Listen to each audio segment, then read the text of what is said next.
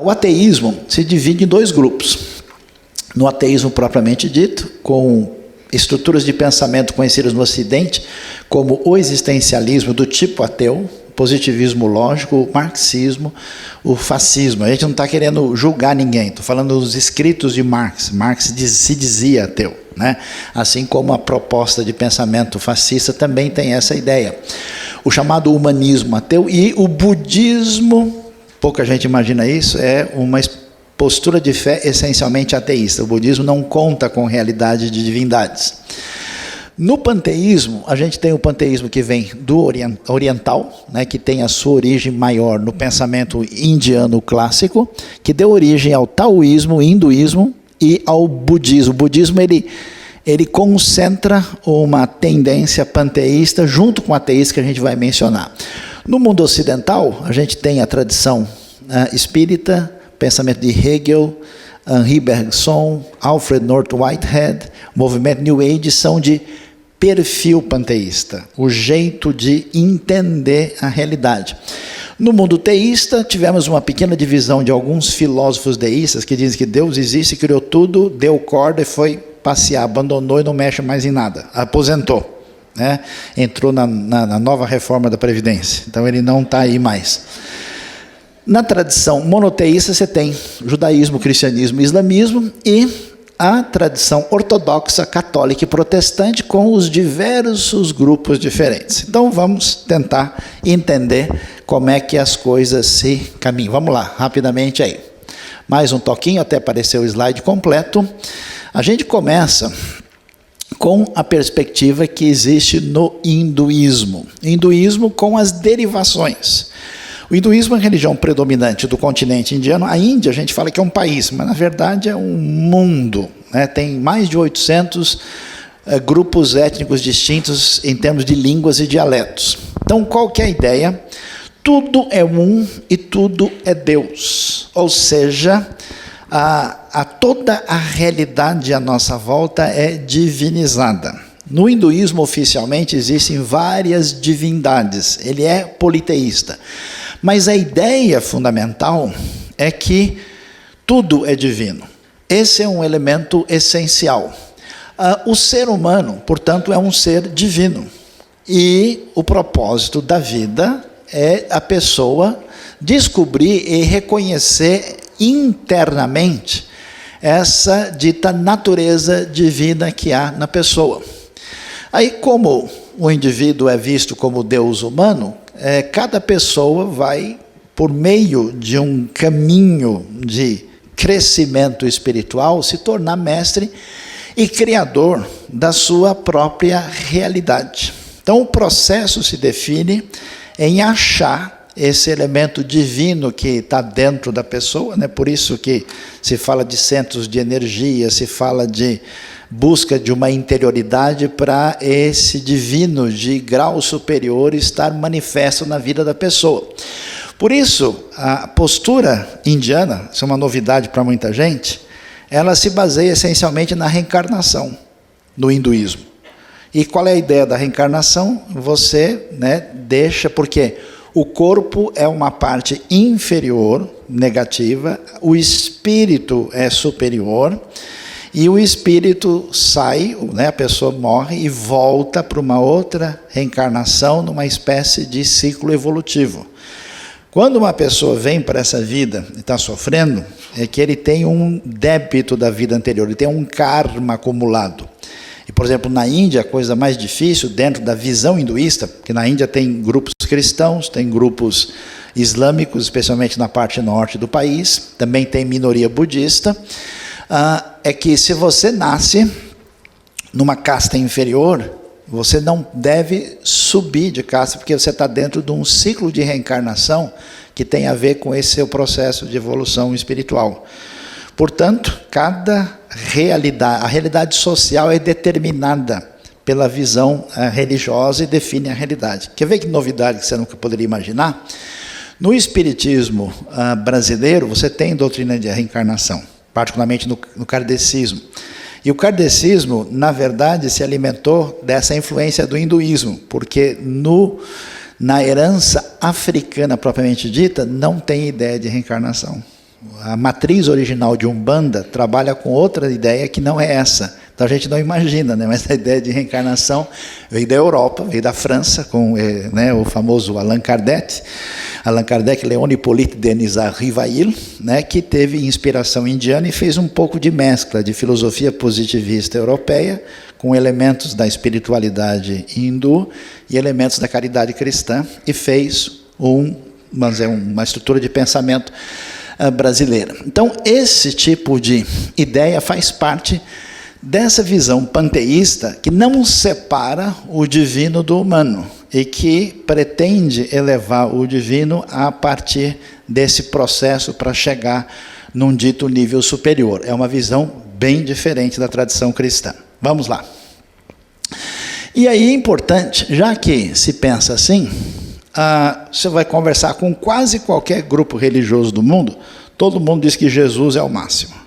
Só que a maneira como se entende Jesus é bem diferente. Então, por exemplo, na tradição hindu, Jesus é visto como Cristo por dentro e não o Cristo da história. Então, Cristo é uma espécie de elemento espiritual profundo que estava dentro da pessoa de Jesus. O Jesus, pessoa propriamente dito, não importa tanto, você tem que achar o Cristo que está dentro dele e também o que está dentro de você. Cristo denota apenas essa consciência divina que foi manifestada em Jesus. Ou seja, na visão indiana, diferente do ensino neotestamentário, na proposta hinduísta, a ideia é que Cristo é um indivíduo muito evoluído na direção do divino. O que pensamos sobre Cristo é, sem dúvida, muito importante para o hindu instruído. Como é que fica? Jesus é uma ilustração suprema do crescimento das origens humanas ao destino divino. Jesus é um místico, o revelador das profundezas dentro de nós mesmos, conforme Sarvepali Radhakrishnan. Aí você entende como é que se pensa sobre o assunto. Vamos adiante. É interessante, a gente não imagina isso, né? Quando você pensa em budismo, você lembra do quê?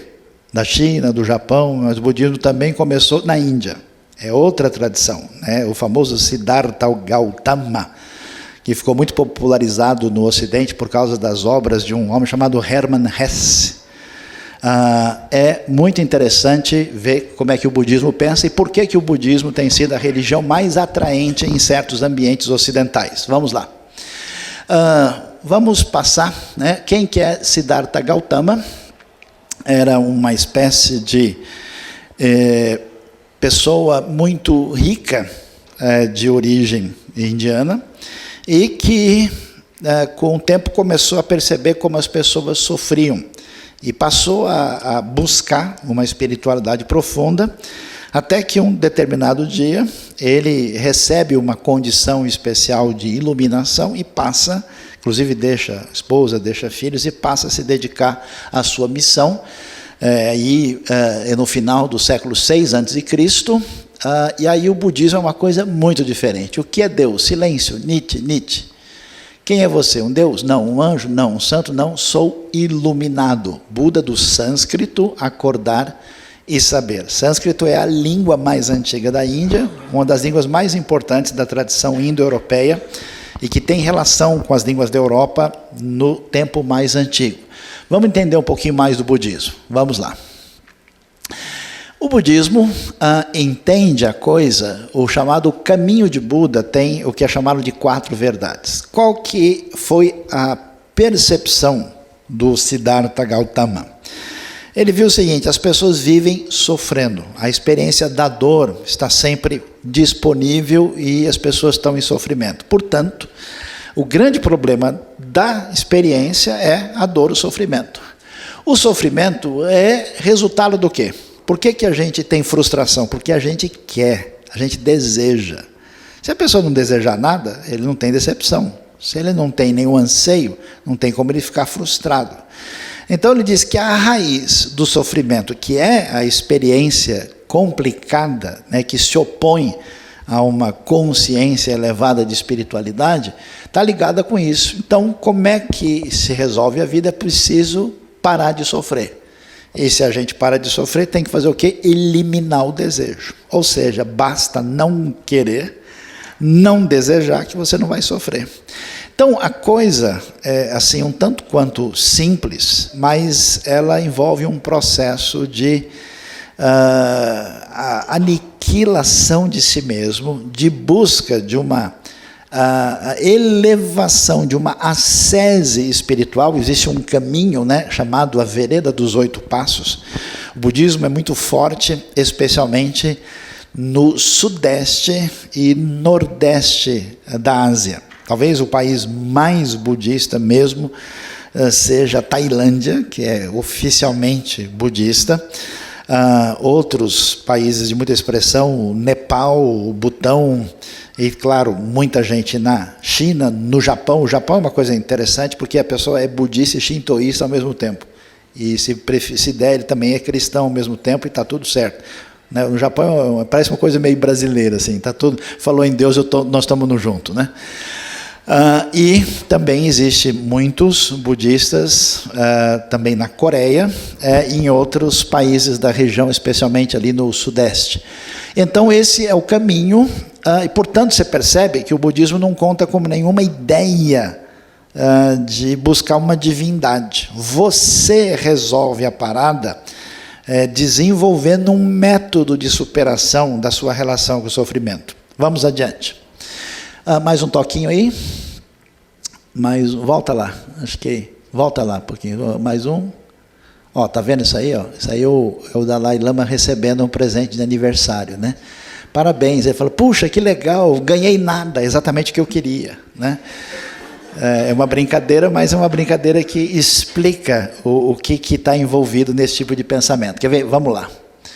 A busca da eliminação da vontade, do desejo, aniquilação de si mesmo para alcançar o nirvana. Então, quer dizer, o budismo é uma expressão religiosa, filosófica de aniquilação dos próprios desejos, um caminho de superação do controle. Depois que a pessoa faz uma série de exercícios nessa direção. Tem até umas propagandas, eu vi uma muito interessante, que sai um carro super novo, de último lançamento, que todo mundo quer, e tem um grupo de monges assim, fazendo, né, um monte de rituais, aí os caras param, vê o carro e ninguém aguenta. Então, quer dizer, é muito focado exatamente nisso. Olha só a expressão que vem de um estudioso budista famoso no Japão, D.T. Suzuki: eu entro na água e não faço onda. Isso vocês vão entender já porque é tão significativo. A individualidade é ficção. Os indivíduos em si não existem, são apenas pontos de referência que não têm significado quando considerados isolados, separados dos outros. No mundo panteísta e no mundo budista, que mistura o panteísmo com um tipo de ateísmo, a realidade da vida envolve a desvalorização completa do indivíduo. Aliás, isso passa pela doutrina da reencarnação, porque na reencarnação quem é você? Uma metamorfose ambulante, em memória do Raul Seixas, né? Você não tem identidade, o seu rosto hoje é assim, na outra vida era outro. Você não tem uma identidade definida.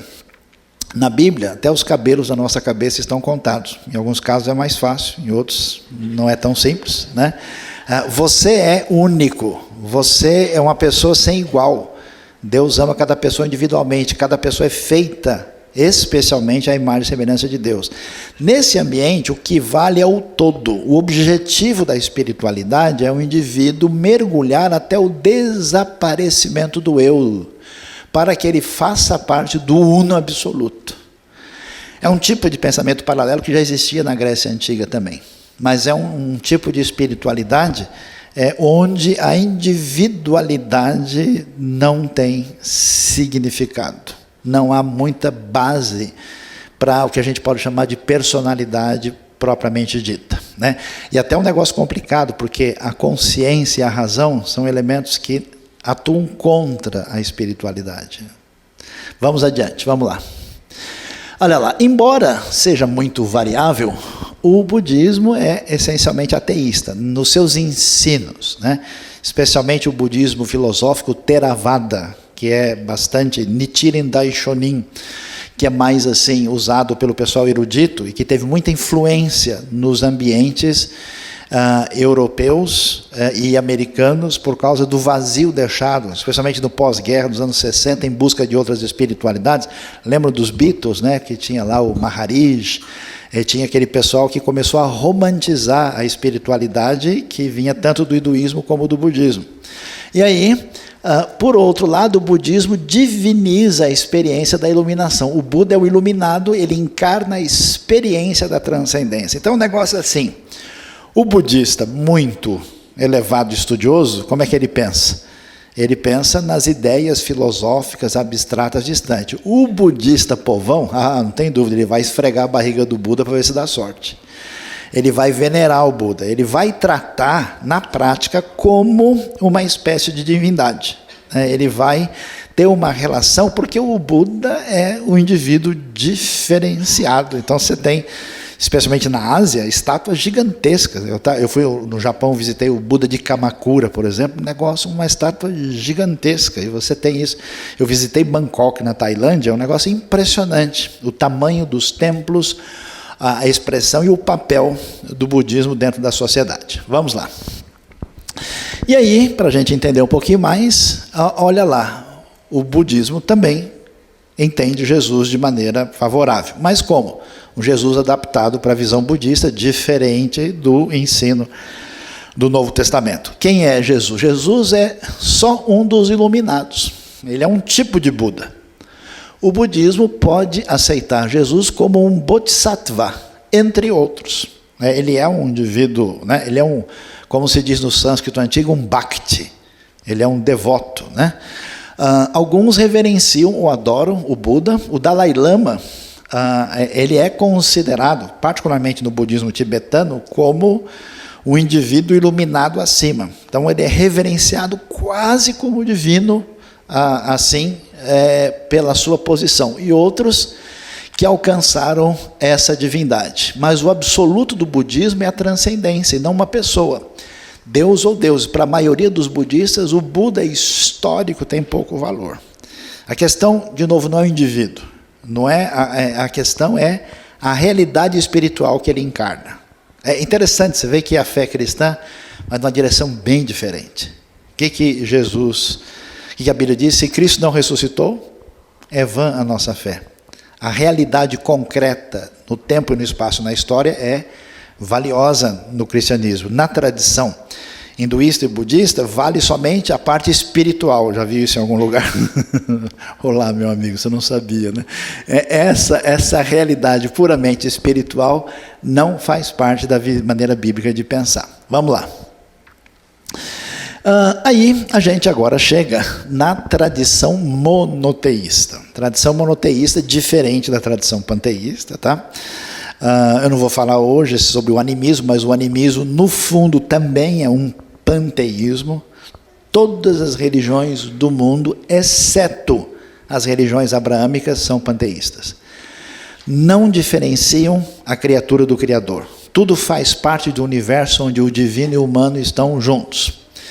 As religiões abraâmicas começam com o judaísmo, com o cristianismo e o islamismo. A ordem aqui é cronológica. Vamos lá ver o que a gente tem para pensar sobre o assunto.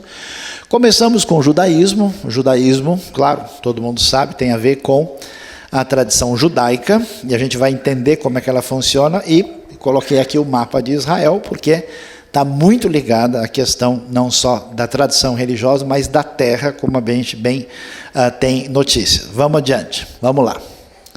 Vamos olhar toda a trajetória histórica que a gente tem aí. Então, a maior parte das pessoas imaginam que no judaísmo, as pessoas, qual é a compreensão popular? A gente é cristão, a gente conhece Jesus, a gente segue o Novo Testamento. Os judeus, como não entendem Jesus como Messias, eles seguem o Velho Testamento. É isso? Não. O judaísmo tem uma maneira de ser muito mais complexa do que a gente imagina. O judaísmo, a gente tem a época bíblica, antes do exílio, por quê? Porque a sua Bíblia, o Velho Testamento, é a mesma Bíblia judaica. A pessoa me pergunta, qual é a Bíblia dos judeus? A Bíblia dos judeus é a sua, tirando o Novo Testamento. É o chamado Tanar, né? É as mesmas histórias de Davi, de Salomão, de Esther, que você conhece, que eles aprendem. Então o judaísmo tem a sua origem na Bíblia, no Velho Testamento, E ele começa a mudar de figura na história e vai ter o que a gente chama de judaísmo da época greco-romana. Que época é essa? A partir do 4º, 3º século a.C. até a época de Jesus. Que tipo de grupos diferentes de judeus existem nesse momento? E o que eles estão pensando? Eles estão tentando definir o papel do povo dentro da terra, porque eles foram e chegaram ao lugar que é a terra prometida, e agora eles estão em crise porque ela está sendo dominada pelos estrangeiros. Eles têm um templo, que é o templo onde Jesus vai. Lembra lá que ele expulsa os mercadores que estão usando do templo indevidamente, onde existe um sacerdócio, quando as pessoas vão lá apresentar suas ofertas e sacrifícios pelos seus pecados, e nessa relação de culto. E nesse momento da história, o judeu já tem o que a gente pode dizer assim, a Bíblia, o Velho Testamento, com o foco principal na primeira parte da Bíblia, que é a lei, a Torá, os 5 livros. E havia grupos diferentes. Que grupos eram esses? Primeiro, os fariseus, que você conhece de ler o Novo Testamento. Os fariseus eram um tipo de pessoa muito religiosa, muito preocupada com os detalhes da lei e que se chamavam a si mesmo de separados. E eles diziam o seguinte: o que importa na vida é estudar a Torá e seguir as suas regulamentações. Isso parece uma coisa simples, mas quer dizer que nesse momento os fariseus estão menos preocupados com rituais e estão mais preocupados com mandamentos a serem obedecidos. Os saduceus foi uma derivação que vem aí da época dos asmoneus. O foco maior deles era dentro do templo. Eles que controlavam a situação lá dentro, eles que tinham o domínio da área sacerdotal. E a corrupção, nesse momento, entre os saduceus era muito forte por causa da relação com os romanos. Que sabe aquele negócio de misturar política com religião e ganhar vantagem com isso? Você nunca ouviu falar disso em lugar nenhum? Pois é, acontecia isso aí. E tinha um pessoal que disse: olha, a coisa está tão feia que sabe de uma coisa, não tem jeito, então vamos largar tudo e vamos lá para o deserto jejuar e orar que a gente ganha mais. Esse pessoal, os judeus do deserto, a gente tem a famosa comunidade de Qumran, onde foram achar os manuscritos do Mar Morto, eles aguardavam o fim do mundo e eles fizeram o quê? Voltaram as costas para o templo. E tinha o pessoal, que era o pessoal barra pesada, que eram os zelotes. Entre eles havia um grupo chamado sicários. Esses caras andaram com punhais prontos para atacar quem ameaçasse a atitude nacionalista deles. Eles matavam romanos pelas costas com um punhal. Então era o pessoal assim, revolucionário, disposto, nada de novo debaixo do sol. Dá uma estudada na Bíblia, você vai perceber. E a discussão deles é preocupados com a terra e com o povo. E nesse momento surge, dentro do ambiente judaico, um rabino diferente chamado Jesus de Nazaré. Jesus de Nazaré é visto pelas pessoas como um rabino que ensina e que logo vai se apresentar como o Messias das profecias. E eles então começam a seguir. Os seguidores de Jesus, eles não se chamavam cristãos. Eles nem sabiam. Jesus nunca veio, vinha aqui fundar uma religião nova, deixa eu arrumar uma placa, abrir o CNPJ hoje. Não.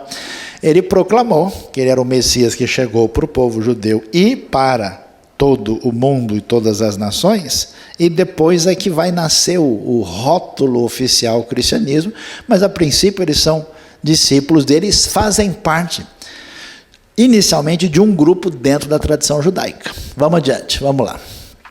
Nessa época, no ambiente do Novo Testamento, existia um tribunal religioso que controlava tudo lá. Fariseus e saduceus serviam no grande sinédrio, que era um tribunal, uma suprema corte judaica, que tinha 71 membros responsáveis para interpretar a lei. E número ímpar, porque para poder votar, né? Qualquer coisa está resolvido. A maioria era de saduceus, mas o povo gostava mais dos fariseus, que era mais próximo deles, o que equilibrava o sinédrio. E os saduceus, como a gente disse, estavam numa ligação direta com os romanos que garantiam privilégios para eles.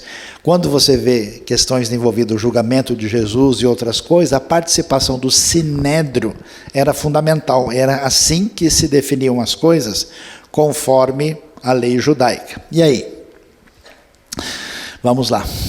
E aí a gente vai e vê, né, uma coisa interessante que ajuda a gente a entender o próprio ambiente do Novo Testamento. Os judeus no deserto, como em Qumran, eles rejeitaram, isso que é uma coisa importante, presta atenção, pessoal. O pessoal diz, mas em religião acontece isso, eu vi aquilo. Grande novidade, se você ler a Bíblia, você vai ver essa deterioração da religião institucional em toda hora, em toda parte, faz parte do ensino bíblico. Então, quando a coisa ficou muito ruim em Jerusalém, esse pessoal saiu fora. Eles criam que Jerusalém e o templo estavam corrompidos e diziam, olha, Deus vai destruir essa turma. Aí eles saíram de Jerusalém e estavam em busca de purificação no deserto, viviam lá numa comunidade realmente dedicada, né, para tentar fazer o melhor possível para a sua vida espiritual. E eles aqui deixaram os manuscritos mais importantes da Bíblia que a gente conhece, que são os manuscritos do Mar Morto. Vamos adiante. Olha lá, o que acontece para a gente poder entender o que se sucedeu nesse ambiente problemático? O que houve? Os judeus entraram em guerra contra Roma. Uma guerra que durou de 66 a 72, 73, que a fortaleza de Massada é testemunha disso, tem até o filme famoso, né? Quando os romanos detonam os judeus, aí o que acontece? Acaba, não tem mais saduceu. Por que não tem mais saduceu? Porque o templo foi destruído, não tem mais templo. E se não tem mais templo, o que vai acontecer com o judaísmo? Crise total. Por quê? Porque você depende da sua relação com Deus, do que se faz no templo. O templo é o centro de tudo.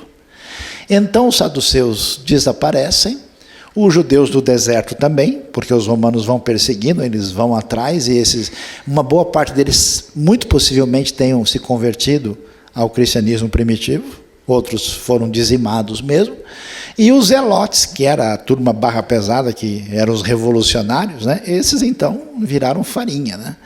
E houve uma segunda destruição romana no ano 135, na época de Adriano. Então o que acontece?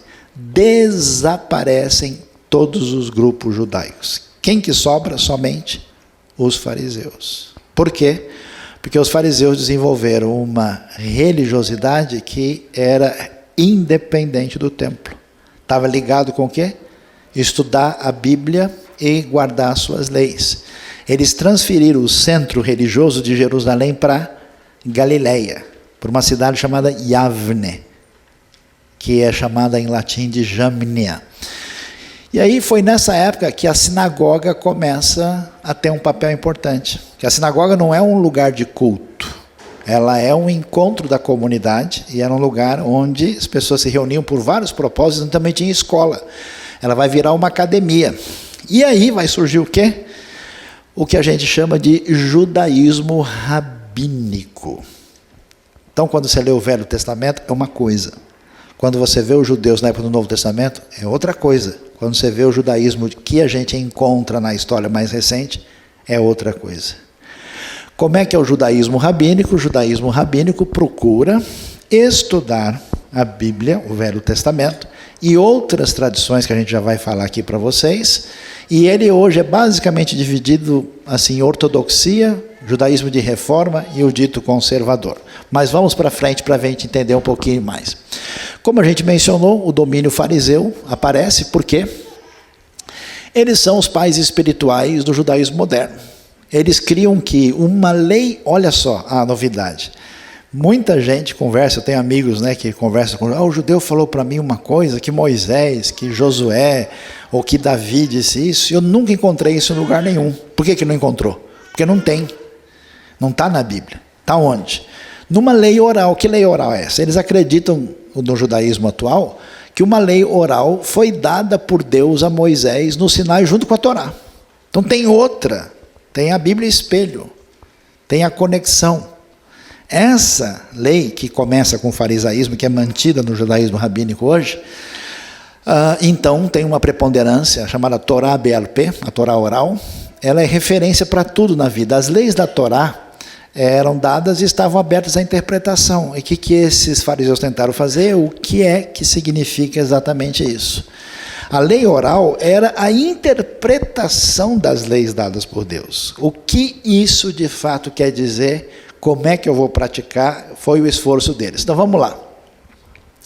Aí você vai ver que no judaísmo a gente tem uma série de escritos sagrados que começam com o Velho Testamento, que é chamado em hebraico de Tanakh. Por quê? Tá vem de T, da primeira letra Torá, que é a lei. A segunda, N, é Neviim, profetas, e Ketuvim, escritos. É assim que é dividido, não é igual a gente tem, né? A lei, históricos, poéticos, profetas, não divide assim, divide dessa maneira. E a ordem também dos livros é diferente. Quando se desenvolve a tradição farisaica e rabínica, eles começam a desenvolver outros escritos que são essa lei oral. Começa com a chamada Mishnah, que é o primeiro escrito mais antigo, que literalmente é a repetição, é a lei oral. Depois tem a chamada Gemara, que quer dizer estudo, que é um comentário que os estudiosos rabinos fizeram da Mishnah. E o Talmud, que é a união disso, é a instrução, tem as discussões rabínicas que envolvem leis, ética e história. Quer ver? Vamos mais na frente para a gente olhar direitinho. Olha aí, isso é uma página do Talmud. Está vendo? Você tem a discussão sobre um tema que, via de regra, é tirado da lei. Aí você tem ali naquela coluna Mishnah, que é a parte mais antiga, que é a chamada lei oral. A Gemara, que é o comentário dos rabinos em volta. E aí tem algumas pessoas que são os top da história judaica. É tipo o Lutero, o Calvino deles. Né? Quem são? Então tem o famoso Rashi, que é um dos principais, né? Ali o comentário dos alunos de Rashi, a tradição de Rashi ali. O do Rashi, propriamente dito, aqui à direita. O Rav Nissim Gaon também é importante, é um lá do contexto histórico valioso, e também referências ao principal pensador judaico religioso da história, chamado Moshe ben Maimon, conhecido como Maimônides. Então, o que o judaísmo segue efetivamente? Isso, a tradição talmúdica. Essa é a referência. Por que a pessoa faz isso? Faz isso porque a interpretação é essa. Vamos lá. Aí nós vamos ver que, em função do que acontece, os judeus vão ter uma história muito peculiar, né? Eles vão se espalhar. Então você tem ali um resumo, né, de como é que eles se desenvolvem na história. Eles saem da terra de Israel nessa época, vão se espalhar pelo norte da África, vão passar pela região em volta aí no Oriente Médio, vão entrar na Europa, Portugal e Espanha, vão para vários países, Itália, França, Inglaterra, Alemanha, depois, mais tarde, vão chegar na Europa Oriental, né, na parte, o lugar onde eles conseguiram concentrar um número maior foi na Polônia, e por isso que na Polônia aconteceu o maior desastre na época do Holocausto, né, e também uma tradição forte na época do Império Otomano, e depois para as Américas, nos tempos mais recentes. Essa tradição faz com que a gente tenha diversos tipos diferentes de tradições judaicas, porque são judeus de tempos diferentes, em culturas diferentes. Então tem judeu da Ucrânia, judeu da África, da Etiópia, judeu do Iêmen, judeu americano e judeu português, espanhol. Eles são muito distintos por uma série de razões. Vamos lá. E aí o judaísmo tem um impacto muito grande pelas duas coisas que acontecem no século XX. Um é o fenômeno do Holocausto, né, que foi o genocídio nazista, que matou 6 milhões de judeus, entre tantas outras atrocidades, e logo depois o surgimento do Estado de Israel, que produz toda uma discussão enorme na tradição judaica sobre o sentido disso para a realidade de hoje, para a própria realidade do judaísmo. Vamos lá. Aí, como é que funciona o judaísmo? Veja bem para a gente entender. Toda a discussão no mundo judaico é o seguinte: Deus tem uma vontade. Essa vontade está onde? Na lei que Ele revelou. E essa lei precisa ser cumprida. De que jeito? Do jeito exatamente que Ele definiu. O judaísmo ortodoxo diz: não é para perguntar, não é para discutir, é para fazer. E quem sabe como vai fazer é exatamente a tradição rabínica que, teoricamente, interpretou certo. Por que o judeu não pode comer cheeseburger? O judeu religioso. Porque está escrito que não pode misturar, cozinhar o cabrito no leite da cabra que é mãe dele. Está escrito isso. Não está dizendo que não pode comer cheeseburger. A tradição rabínica entendeu que isso quer dizer que não pode misturar carne com leite na hora da gente comer. E que bife é parmegiana, nada disso, está fora. Nada de hambúrguer com queijo, né? E, consequentemente, essa é a definição da chamada comida kasher. Não é exatamente o que está na Bíblia. A gente nem tem como saber diretamente no texto se esse versículo está preocupado com a alimentação. Mas a tradição judaica entendeu assim, e quem é seguidor ortodoxo obedece. Então o objetivo é a lei, porque a lei tem quantos? 613 mandamentos. Mas há uma crise muito grande. Qual é a crise?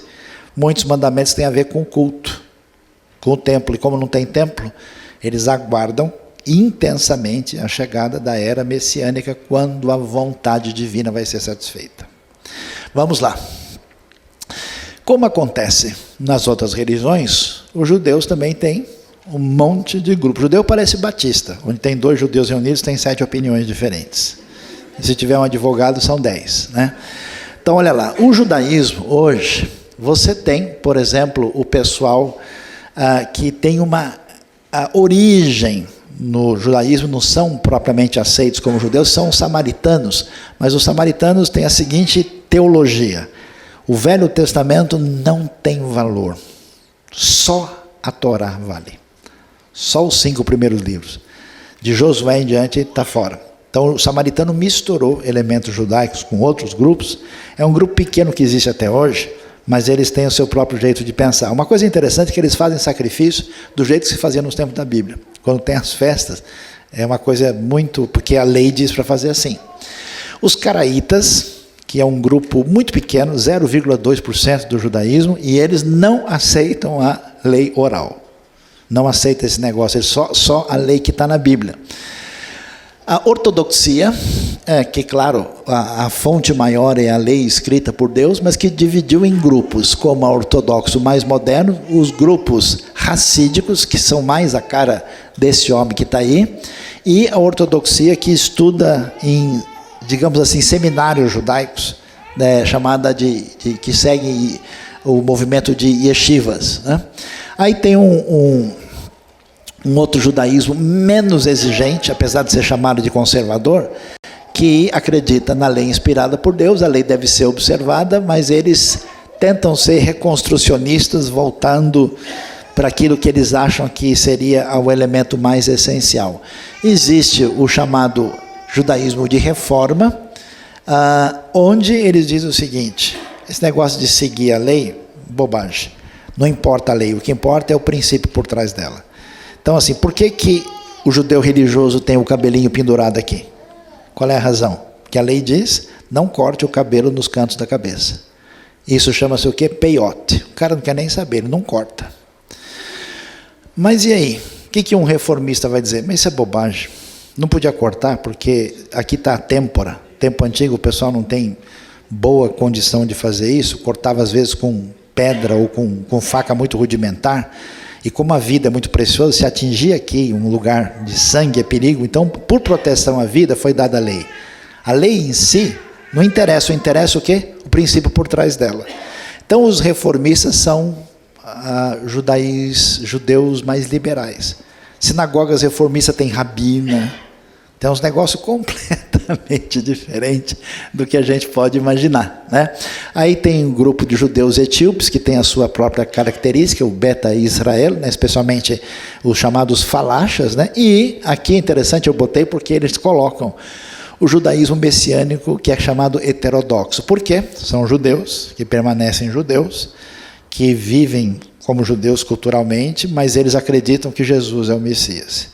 Se falar para ele, você é cristão? Não, não sou cristão.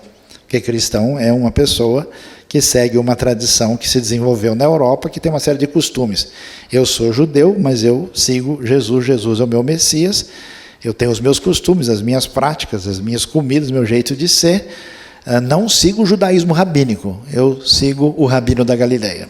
E aí, então, eles se identificam dessa maneira, é um movimento que cresce e não é aceito pelo judaísmo predominante, que é especialmente o judaísmo ortodoxo. Vamos lá. Islamismo. Bom, o nosso tempo avançou bastante. Vocês querem um pouquinho mais de tempo para a gente continuar? O pessoal está com muita fome aí e tal. Continua. Então vamos lá, islamismo. Vamos entender o islamismo. Vamos adiante. Vamos lá, passando o slide para poder caminhar aí, né? Vamos lá, o islamismo é uma religião muito mais recente. Quando é que começa o islamismo? Século VII depois de Cristo. Ou seja, 600 anos depois do cristianismo. Quando o islamismo começa, o mundo em volta da Arábia é um mundo ou pagão, animista, ou cristão, na sua maioria. E claro, com comunidades judaicas também. Maomé era um indivíduo que casou com uma mulher chamada Khadija, inclusive mais velha do que ele, que tinha um sogro com um certo recurso, um mercador, e ele tem umas revelações, segundo ele, visitas do arcanjo Gabriel, e que ele recebe a revelação dizendo que ele é chamado como o último profeta de Deus. A proposta do Islã, então, é ser o último monoteísmo definitivo. E é impressionante que, como ele tenta fazer isso, ele não é aceito. E aí ele foge. Essa fuga dele famosa, que é para Medina, a cidade antiga. Quando ele vai, acontece no ano 622 depois de Cristo. E a partir daí se inicia a contagem do calendário islâmico. E essa fuga fez com que ele se arregimentasse, conseguisse voltar para Meca vitorioso, e ele vive, desde o surgimento do islamismo oficialmente, só 10 anos. Ele vai morrer em 632. Aqui, você dá uma olhada no mapa da expansão do islamismo, de 622 a 750. Só para você ter uma ideia, essa área mais alaranjada escura aqui, é até 632, na morte de Maomé. Depois, você veja a expansão. Eles vão chegar em Jerusalém em 638. Vão chegar no Egito em 641. E eles prosseguem, até 750, eles entram, né, na Península Ibérica. Eles vão estar em conflito com os reinos bizantinos e europeus que ainda resistem ao avanço islâmico, mas vão muito para a região, não só da Pérsia, Afeganistão, e vão chegar na Índia. A gente não sabe, mas a Índia hoje tem mais ou menos uns 150 milhões de muçulmanos. É um país com muita população islâmica, especialmente no norte. Vamos adiante. Mais um toque aí para a gente perceber. Só para a gente perceber, olha só o Império Bizantino. O que é Império Bizantino? Império grego, ou de fala grega, que é o romano do Oriente, que foi cristianizado e se tornou, né, a grande referência a partir de Constantinopla. Quando chega no auge do Império, olha lá, no ano 565, no auge do reinado de Justiniano, olha o tamanho do Império Bizantino. O islamismo surge quando? 622. Dá uma olhada aí, um pouco tempo depois, um século depois, olha o domínio do Islã e como o Império Bizantino foi, em grande parte, engolido e está ali totalmente fechado sob a influência do islamismo. Vamos em frente. Aqui dá para a gente ter uma ideia. Por exemplo, tem uma ideia muito errada, né? Todo mundo relaciona o islamismo com o povo árabe, mas não é assim. Só 15% dos muçulmanos do mundo são árabes. A maioria absoluta dos muçulmanos não são árabes. E uma grande parte dos árabes não são muçulmanos. Por exemplo, a colônia de origem árabe no Brasil, que é principalmente uma colônia sírio-libanesa, ela é de tradição predominantemente cristã, especialmente de tradição maronita. Inclusive o pessoal veio em função muito dos desequilíbrios e conflitos que atingiram o Líbano e a Síria na ocasião do domínio otomano, está vendo? Então, o Islã, apenas 15%, aqui são os países onde nós temos o maior impacto. A Indonésia é o maior país islâmico, com quase 17% de todos os muçulmanos do mundo. É uma população de mais ou menos 200 milhões de muçulmanos na Indonésia. E o país tem 260 milhões de habitantes. E nós temos dois grupos principais, né? Na verdade, os muçulmanos têm vários grupos e seitas diferentes dentro, mas os grupos principais são os sunitas e os xiitas. Os xiitas são 10% dos muçulmanos e estão principalmente concentrados no Irã. Mas os sunitas, que desenvolvem a tradição predominante, tem uma discussão se tinha que passar, que o Maomé morre sem deixar descendente homem, se a coisa tinha que passar pela família dele ou pelos califas que tomaram o poder, e então há uma divisão forte entre os dois grupos. Vamos adiante. E aí, como é que funciona o Islã? O Islã é uma religião de pouca reflexão e muita ação. Assim como existe o livro sagrado do Alcorão, também tem uma tradição da história islâmica, muita coisa que é dita e ensinada numa mesquita por um líder ali, um imã, às vezes vem da tradição comentada pelos sábios da história. Tá? E o que o muçulmano tem que fazer? 5 coisas, 5 pilares da fé, que são, né, a shahada, que é professar a fé. O que é a shahada? A pessoa tem que, diante de uma autoridade reconhecida, dizer que só Allah é Deus e Maomé é seu profeta. Ele diz isso 3 vezes, publicamente, e ele está convertido. E sem poder dar marcha ré.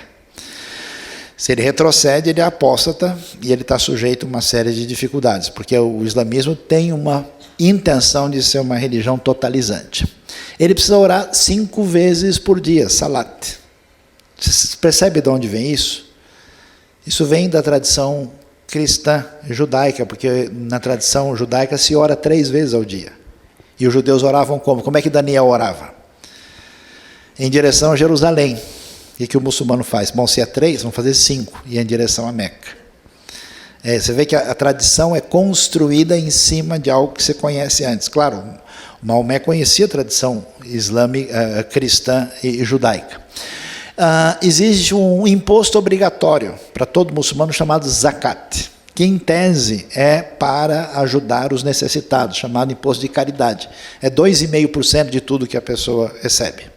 E é obrigatório, não tem discussão. O jejum, que é o Samum ou Siam, que se faz no meio de Ramadã. O que existe na tradição judaica? O jejum de um dia. Quando? Yom Kippur. Cristãos também costumavam jejuar na ocasião da Páscoa ou em momentos específicos, por dedicação a Deus. O islamismo decretou 1 mês de jejum. Só que enquanto tem luz do sol. Então, enquanto tem sol, o sujeito não come, e quando fica de noite, aí ele faz tudo que é possível e faz esse período longo chamado Ramadã. E, pelo menos uma vez na vida, essa é uma grande crise do islamismo de hoje, tem que visitar Meca, a cidade sagrada, onde tem a famosa Kaaba, aquela pedra principal, que diz que as pessoas beijam e deixaram os seus pecados lá. Qual que é o problema da peregrinação a Meca? É que quando Maomé definiu essa proposta, tinha um grupo pequeno de muçulmanos no mundo. Agora, com 1,6 bilhão, como é que o pessoal faz para ter 8 milhões de pessoas visitando a Arábia Saudita todo ano? Muito complicado. E sabe o que eles estão fazendo hoje? Dizendo só quem tem mais de 60 anos pode vir, porque não dá para receber todo mundo. E aí o cara vai morrer sem nunca ter ido, ter feito a Hajj. Né? Então é uma coisa muito complicada. Tradição judaica, tradição judaica, tradição cristã também tem muitas festas, tá?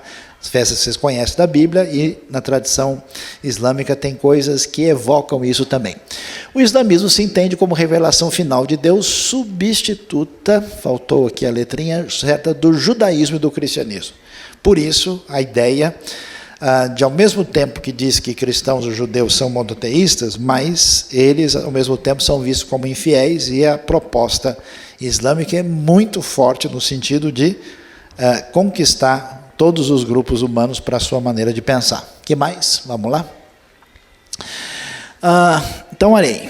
Shahada, só Allah, Deus e Maomé, o seu profeta. Essa é a confissão de fé. Qual é a grande questão no islamismo. No islamismo, Deus não oferece nem aliança, nem amizade aos seres humanos, que, aliás, nem são criados à sua imagem, segundo as tradições aí ligadas ao Corão. A grande dificuldade, você entende a angústia da alma islâmica, é buscar algum ponto onde a pessoa possa ter alguma certeza da misericórdia de Alá. E é difícil, porque alguns pontos do Alcorão parecem ser diferentes de outros. Então, se Deus quiser, alguns vão ao paraíso, mas nem Maomé podia ter certeza disso, conforme o próprio texto. Na verdade, a justiça de Alá é incompatível com a sua misericórdia, a coisa fica indefinida. Alguns trechos parecem colocar a coisa como fatalista, outros dizem que somente se você morre de fato como mártir, em nome de uma jihad justificável, aí você pode ter certeza do paraíso. A luta e a busca disso é um negócio muito forte, né? Na Bíblia você vai ver que a proposta do Novo Testamento, Deus aparece como justo, mas justificador, né? Já que o islamismo não entende a pessoa de Jesus da mesma maneira. Vamos entender como é que ele é visto. Vamos lá. Pouca gente imagina, mais um toque aí, isso, que o islamismo fala muito de Jesus. Ele é o Corão, que tem 114 capítulos, chamadas suras. Lê Sura 92, 93, 94, tem muita coisa sobre o profeta Isa. O que diz lá? Qual que é? Jesus é um verdadeiro profeta. Dos 6 profetas mais importantes da história, Jesus é apresentado como um deles, como Noé, Abraão, Moisés. O muçulmano vai dizer para você que ama Jesus, porque ele é um profeta muito especial. Aliás, como o islamismo foi feito em cima da tradição cristã, de fato, em muitos trechos do Corão, Jesus aparece com mais destaque do que o próprio Maomé. Um negócio interessante. Tem muita gente hoje que tem uma maneira de testemunhar de Jesus através da própria literatura islâmica, porque tem muito caminho para isso. Jesus nasceu da honrada Virgem Maria, aliás, tem uma veneração de Maria muito forte no islamismo, que pouca gente imagina, e Jesus fez muito mais milagres do que Maomé. No próprio texto do Alcorão você vai ver isso. E eles entendem que Jesus não foi crucificado, e não é bem que ele morreu e ressuscitou, mas ele não ficou no túmulo como os outros. Ele subiu aos céus numa situação única e diferente. Vamos ver. Aí, o profeta Isa, como é chamado, Jesus ascendeu ao céu ao final do seu ministério. E adivinha você, qual é a esperança islâmica? A volta de Jesus. Nossa, que coisa estranha. Jesus vai voltar. Mas para quê? Para converter todo mundo ao islamismo. Ele não volta como Jesus. Você entende agora que esses escritos, essas tradições são conhecidas, e quando se dá a elaboração da mentalidade islâmica, isso recebe um jeito de definir as coisas diferentes 600 anos depois? Jesus voltará para julgar o mundo e não Maomé. Ele então vem com esse papel de preparar o mundo para o domínio islâmico completo, que é o desfecho da história. Então é uma ideia muito diferente. Jesus não morreu na cruz, segundo eles dizem, Alá o levou e outra pessoa foi crucificada em seu lugar, e o pessoal confundiu e deixou os registros que no Evangelho equivocados. Por que isso é muito difícil de levar a sério historicamente? Porque foi escrito na Arábia 600 anos depois. Mesmo que você não acredite em nada, você vai ver que um testemunho desse não tem, digamos assim, validade de investigação propriamente disso. Só tem que acreditar que o Alcorão falou e ninguém discute. E qual é a grande crise do islamismo? Jesus não pode ser considerado filho de Deus. Eu estava uma vez na Jordânia com um grupo de pessoas, e o nosso amigo lá começou a dizer, não, porque Deus não tem filho, que isso é um absurdo, não sei o quê, e começou, né, a bater. Aí eu esperei um pouquinho para tirar a bola sem fazer falta, né, devagar, até que eu cheguei e disse, olha, interessante, né, que as pessoas entenderam, aí talvez houve alguma confusão de compreensão das coisas, porque a Bíblia fala, né, de Jesus como filho, mas não é filho que Deus desceu e se encontrou com Maria e eles tiveram um relacionamento físico e nasceu um filho. É claro que não. Ele é filho de Deus no sentido de que ele é divino, ele é semelhante ao próprio Pai, como o Pai ele é. Por exemplo, a tradição islâmica fala que o Corão, o Alcorão, ele é um Ilkitab, que ele é a mãe dos livros. E com certeza não nasceu nenhum livro dentro da barriga do Alcorão para surgir depois, que mãe aí é usado no sentido figurado. Da mesma maneira, quando se diz que Jesus é filho de Deus, não quer dizer que Deus saiu com o nenê da maternidade porque fez teste genético lá. O sentido não é esse, foi mal entendido. Aí ele ficou pensativo, que eu acho que ele não considerava isso, recebeu a crítica indevida. Ok, vamos lá. Olha lá como é que a tradição islâmica entende a realidade cristã. A Sura 5, 72 e 73, blasfemam os que dizem Deus é Cristo, filho de Maria, mas Cristo disse, ó filhos de Israel, adorem a Deus, meu Senhor e vosso Senhor, aqueles que acrescentam outros deuses além de Deus, Deus lhes proibirá o jardim e fogo será a sua morada, não haverá ninguém para auxiliar os malfeitores. Então, a rejeição surge do ensino bíblico de que Jesus é divino. Blasfemos que dizem Deus é um entre três, numa trindade, porque não há Deus além do único Deus. Se não mudarem suas palavras, um castigo muito grave atingirá os blasfemadores dentre eles. A ideia isso vem propriamente do Alcorão. Esse Yusuf Ali, é um grande erudito de uma universidade do Cairo, no Egito, que fez uma tradução que é considerada recomendável. Inclusive, ele tem um Alcorão com comentários, não tem, né, a Bíblia anotada, tem o Alcorão anotado também, né? Vamos lá. Cristianismo. É muita coisa, acho que não vai dar para a gente caminhar. Que horas nós temos aí? Já foi muito tempo, né? 10 para 1, muito tempo, a gente não tem condição, porque nós temos aí mais ou menos mais uns 20, 30 slides de cristianismo, contando toda... Eu vou dar um pequeno resumo aqui, e aí depois a gente marca um segundo momento para pensar sobre isso. Você tem o que a gente chama de uma tradição cristã original, e essa tradição cresce espontaneamente, né, pela expansão do Evangelho, aí no início da igreja primitiva. Depois que esse cristianismo se estabelece, a gente vai ter o cristianismo definido como cristianismo de Estado, como uma religião permitida e depois oficial na época de Constantino. E aí nós vamos ter uma fé cristã ajustada e adaptada dentro desse mundo greco-romano.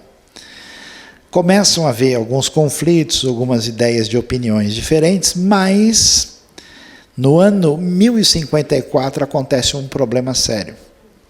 A tradição cristã de fala grega no Oriente, de fala latina no Ocidente, entram num conflito tão grande que elas se separam e nasce a tradição ortodoxa, separada da tradição católica.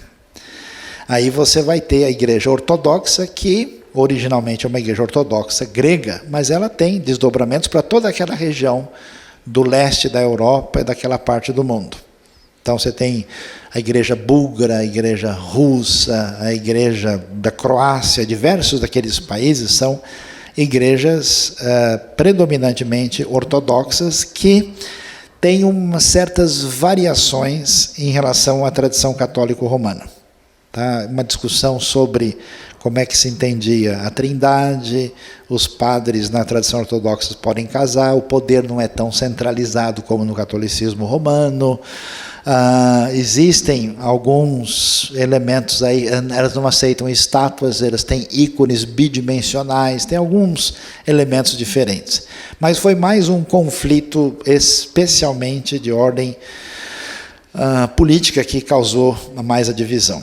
Aí essa situação trouxe dificuldades, né, no contexto da história, de tal maneira que começam a surgir vários movimentos na Europa questionando o jeito de ser da Igreja Católica medieval, que estava tendo muitas dificuldades. E esses movimentos surgem como? Surge um indivíduo chamado Savonarola na Itália, Pedro Valdo no norte da Itália, Jan Hus em Praga, na antiga Boêmia, Surge um outro movimento de John Wycliffe na Inglaterra com um grupo chamado os Lollardos. Essas pessoas começam a dizer, olha, a prática da igreja se afastou demais das origens. Nós temos algumas coisas muito diferentes do que a gente poderia imaginar. A igreja não reflete a Escritura, tem uma série de ensinamentos e a crise ética naquele momento é muito grande. Então isso abre espaço, né, para um movimento de reforma da igreja que vai ter um desdobramento vencedor na época de Martinho Lutero.